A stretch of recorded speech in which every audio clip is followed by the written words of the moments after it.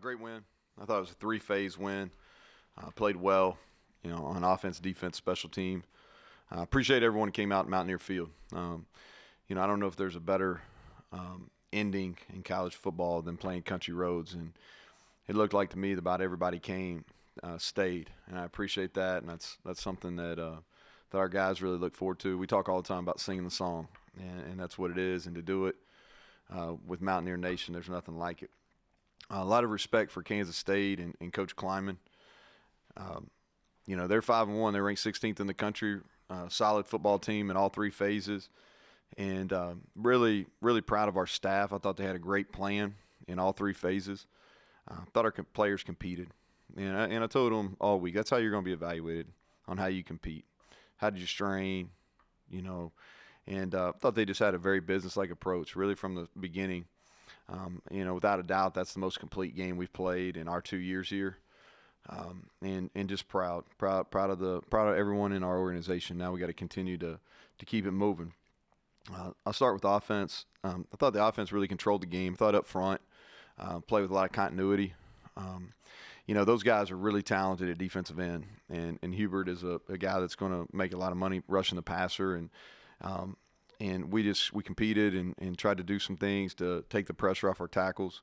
And I thought, all of our phases just played well, and the average 6+ yards per play, 5 of 5 in the red zone. Had to kick a field goal or two, but come away with points. And then third downs, best we played third downs against really good third down defense. And then individually, you look at it, Daggy goes third straight game over 300 yards. Wheaton, I think it's maybe the first time in his career, 100+ yards. And then Letty for the fourth time in 6 games over 100. And one of them, he was in the 90s. So just really consistent. And again, I think a lot of it, O-line wise, and our tight ends, TJ Banks and Michael Laughlin, they didn't show up in the stat sheet as much as they have probably the last 2 games, but they played really well, and they had to get in there and compete against those defensive ends. Defensively, they had 41 rushing yards, and I think that's if you don't want to look at a stat that kind of tells the story on our year so far, in our 4 wins, we've really done a good job limiting rushing yards, and in the 2 games we've lost, Oklahoma State was right at 200, and I think Texas Tech was in the 180s, but only 41 rushing yards. I hadn't seen the final sacks. I know we had a number of sacks, TFLs, which is what our defense is built for, and then takeaways. Had 3 takeaways, and so happy for Tonkery to get that in the end zone, and one of our very own. So that was a great moment. And I thought of just our energy and our physicality across the board defensively. In really 5 out of the 6 games we played like that for whatever reason. We just had the same bounce about us last week. But great job rebounding. And then on special teams, we only punted the ball twice, and we were really worried about their punt return team. I mean, that's a group that had blocked 3 punts and returned 2 for touchdowns. And to keep our punt team off the field was big. And then the one where we punted coming off, where I think Colton's heels were probably on the back of the end zone there, and we go down and make a tackle, and that was huge. And so kickoff team competed, had a bunch of times running down, and we had one that got out, but the rest of the times they competed. And that's a group that's always really good kickoff returns, kind of plug and play for them. Whoever their returner is, they get good return yardage. So credit to them. But I thought special teams, really proud of Casey Legg coming in and hitting the long field goal. Great kid, great representative of our program and our state, and really pleased he was able to make that kick. So with that, I'll take questions. First question is for you, Greg Hunter. So, Neal, you talk so often about the need to get some explosive plays, and today you got a lot of them in a variety of manners. How key was that? It's big because this is a group that's hard to move the ball in long drives. They're a group that kind of – they're big up in the D tackles, and they got speed rushers on the edge. And then 31, their safety that they step down the box all night, he's as good a tackler there is in our league. And so it's difficult. We knew we were going to get some explosive plays, but it's tricky because, you got to be careful throwing the ball down the field just because it puts you in some bad down at distances sometimes, and there's some matchups that we didn't love going into the game. But without a doubt, those explosive plays were huge today. Michael Sussman. I asked you earlier this week about the leadership on this team. and you went down the line naming veteran guys on that defense that you expected to bounce back. They certainly responded in a huge way today. What does it say about that group that they were able to lead the way with such a spirited performance today? Yeah, I think we're getting closer. I think that's what it says. I think there's a high level of buy-in, and they're starting to represent on the field what we want to look like. I think that's what it says. And anytime you lose a game as a coach, you kind of always wonder, hey, are they listening? And I'm not just talking about as head coach. I'm talking about position coach, coordinators, whatever. And so that was probably as pleasing as anything that our guys, we talked about this compete, and we gave them visual evidence what we meant by competing, and to see that come to fruition in a big win versus a quality opponent was big. But I think that it's hard to assess leadership right after a game, but it's definitely improving. I don't think we're where we need to be, but it's definitely improving. John Antoniuk. Coach, they missed the 52-yard field goal, and then you went down. Bryce got the explosive play. You scored, and then you scored again. Did you have a better feeling with them having a freshman quarterback having to chase you after you got those two quick scores? Yeah, we knew once it got to I think it was a 3+ score game. Am I right, John? Is that what you're talking about in the third quarter? Is that what you're talking about? Turn his. Yes. Yeah. Okay. Yeah, we knew. We planned. We took the air out of it right there. We threw a couple go balls just because I was tired of getting free hits on our backs. But yeah, we were gonna. We took the air out of it, and the goal was to win the game, and we backed off our covers a little bit, and went to more of a pass rush, and then offensively we definitely took the air out of it and got into more of a run mode. Cody Nesper. Hey, Neal, I wanted to ask, what kind of benefit is it, do you think, to just be able to run the same quarterback out there each and every week? Outside of Baylor, all your opponents really have kind of been shuffling quarterbacks, and you've just been able to put Jared out there every week. What kind of benefit is that for the team and the offense? I think it's steady. It allows you to improve. It's unfortunate. The Thompson kid that Kansas State has, I think he's one of the better competitors in our league, and played really, really well in that second half versus Oklahoma State, and so disappointed he couldn't play. And but it definitely helps. And Daigie's getting better. He's strung together 3 300-yard games. Decision making is really good. Demeanor had a calmness about him.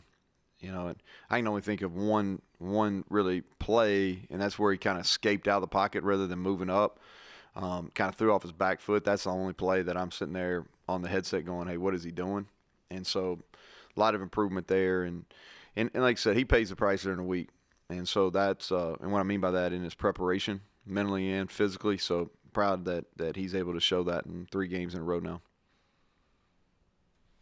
Next is Mike Kazaza.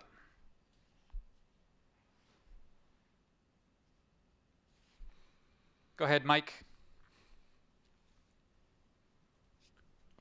Okay, we'll move to Ryan Pritt. Go ahead, Ryan. Hey, Neal. I don't think we have to talk about drops for the next week, so that's probably good. Yeah, I know that was is something you guys are going to work on this week. Did you have a feeling that you had it shored up a little bit, and how big was it for that group to turn in a performance like this today? Yeah, best thing I did all week last week was not get on social media. So if I apologize to anybody that I didn't like or anything or retweet anything last week. So that was the best decision that I made last week, was stay off social media. Our creative people are going to be pissed that I said that, but that was the best decision I made, and I encouraged them, is because our receivers and our fans don't want to hear this, but they really didn't play bad last week. Honestly, they dropped the football, which hurt us, especially because 4 of them came on third downs. And you lose scoring opportunities and opportunities to move the ball into scoring position. But they ran better routes. They won versus man coverage better. And they've been getting better over the last 3 weeks. We never lost belief in them. I think that's really, really important for everybody to understand, is like we keep calling pass plays because we believe they're going to get open and we believe they're going to catch the ball. We believe we're going to protect. We believe the quarterback's going to deliver the ball where it's supposed to be in a catchable manner. And it's about belief. And I told them earlier in the week, I said, listen, we're going to keep calling the plays. I just expect you all to catch more balls during the week and don't grow weary of doing the right things, and we'll catch those balls. And then that's the way I believe. I just think you keep working on it. It's a skill, and I think you can improve skills. Yeah, I really do.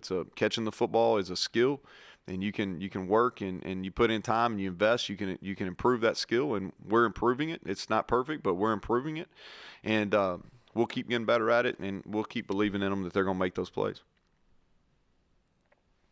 Okay, Mike, we'll try again. Can you hear us? Yep, I'm here. Thanks. Hey, Neal, looks like you had them pretty much honed in on third down. Jarrett numbers were really good. I'm just curious, preparation-wise, what were you ready for, and what did you see out there? I thought we had a good plan coming in, and then Jared and I kind of bounced back and forth on getting into some good spots on third down. The other thing too is if you look at it, we avoided third and long.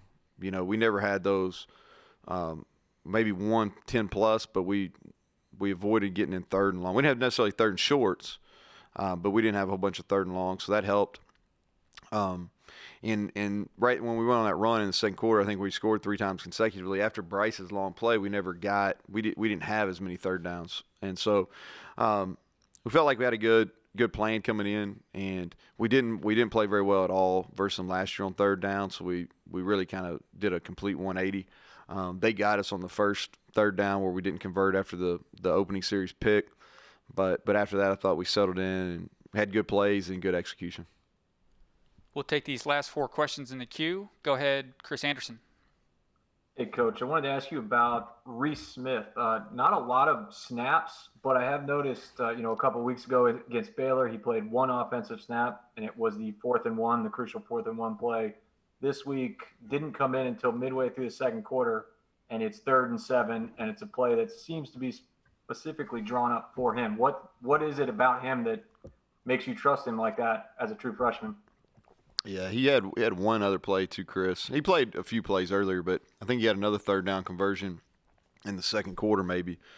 He's dependable, and that's his good. He's a great practice player. He's well invested, has as good a hands as we have on our football team. He's quick out of breaks, makes good decisions, and so you are correct, Chris. There's a lot of trust there, and he'll continue to grow and improve. Greg Hunter. Coach, your run defense specifically, what you guys really shut them down. What were you able to do? We were able to move the front some. We had some favorable matchups, and I thought we were just relentless in our pursuit. Probably something we weren't a year ago or a week ago. We were relentless in the pursuit, and I think our linebackers got to their fits really well. And any of our safeties from the third level, whether it was Sean or Zoe getting down into that fit, I thought we did a nice job. But I just thought we were physical and played a lot of energy. And I know that sounds simple, but a lot of times defense, man, if you're physical and you fly around, you got a chance. And we played with a lot of energy, a lot of physicality today. Kevin Kinder, go ahead. Playing a team that's so good with not giving the ball and turning it over, and you get 3. Do you preach that even more, in the week leading into it? Hey, these guys are due, or we're going to put them under pressure, see what happens. And then, Kevin, we just off the first 2, but get the last one. How important was that? Yeah, I think it's we try to stress the same things each week. We want to be about creating negative plays, whether it's tackles for loss, sacks, or takeaways, and we constantly preach those things. That's who we want to be as a defensive football team, and so. When we talk about Kansas State, we say who they are. They're a well-disciplined team. They've done a great job this year with explosive plays. That's probably our proudest moment is we were able to minimize, other than the double move they hit for the touchdown, we were able to minimize their explosive plays. And this is a group that's really made a living through 6 games on explosive plays, especially since Howard started playing quarterback. And we were able to we didn't stop Vaughn, but we didn't allow him to have any huge plays. Tight end had a couple nice plays, but those are premier players in our league, and we were able to keep them from not having explosive plays. But I thought we played really well defensively. Like I said, really fired up that Tonk was able to get the ball in the end zone on the pick. And Mike Kazaza, back to you. Hey, Neal, end of the first half last week, Kansas State kind of caught Kansas in a situation where they had to punt it, and it worked out badly. You're in a pretty similar situation. Did you catch that in prep, and then what were you walking yourself through there? Yeah, so what we were trying to do normally, and y'all watched this enough, normally what we're trying to do is we would have used our timeouts right there. And even before Kansas State scored, we were trying to, because we had a couple third downs where we could have used them. And just going into the game, a 2-minute situation where we go 4 wide and just drop back and try to throw the ball down the field wasn't going to be favorable for us. And so we were going to, if we had to get in a 2-minute situation in the game, obviously we would have done it, but we were going to try to minimize the effect of that before half. And so we squirted one run, and then we kind of assessed it, and we tried to throw the ball downfield one time out with a 7-man pro, and they still got pressure on us. And so we tried to get that screen maybe to try to kick a field goal there as the time ran out. But we did not, with the 3-score lead, we didn't want to put the ball in jeopardy at the end of the half there. Okay, Coach, thank you. Appreciate the time. All right, thank y'all. Have a good happy Halloween, I guess is the best way to say it.